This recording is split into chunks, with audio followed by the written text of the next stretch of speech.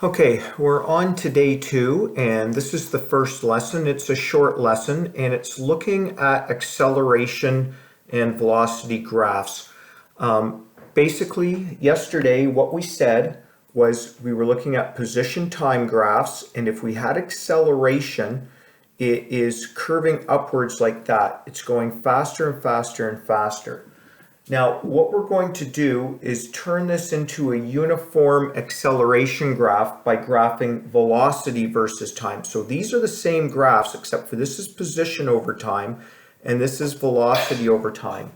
That means if velocity is in meters per second and time's in seconds, so it's meters per second over seconds, that's meters per second over seconds. Our units are going to be meters per second squared, which are our units for acceleration. So basically, very briefly, all you have to do is understand that a velocity versus time graph gives us acceleration. We have to know that we can find the average velocity. So velocity average is found by doing rise over run. So if you find the slope of this graph, so if you've mastered slope, you're good. You've got a quick lesson today. If you find the rise over run of this graph, you're good to go. You've got this. The last thing is finding displacement. If you find the area under the graph, area equals half base times height, that will give you the displacement.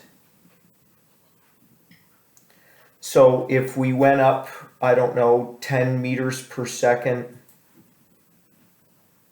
and we went over 5 seconds, that would be 25 is our total displacement, and that would be measured in meters for the displacement.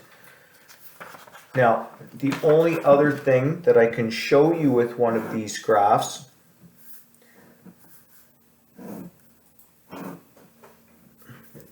is what's happening here is we're accelerating upwards, or we're accelerating, and here what's happened is we're going at a constant velocity.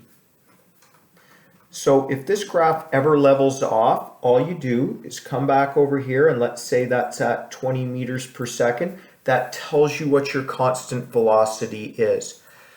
If we needed to do total displacement here, we could do the area of this plus the area of this, and that would tell us our total displacement. So what you could also take out of this graph is that if your graph looks like this, you're slowing down. Speeding up, constant speed, slowing down. Okay, that's it. That's a very short lecture for the first lecture in day number 2.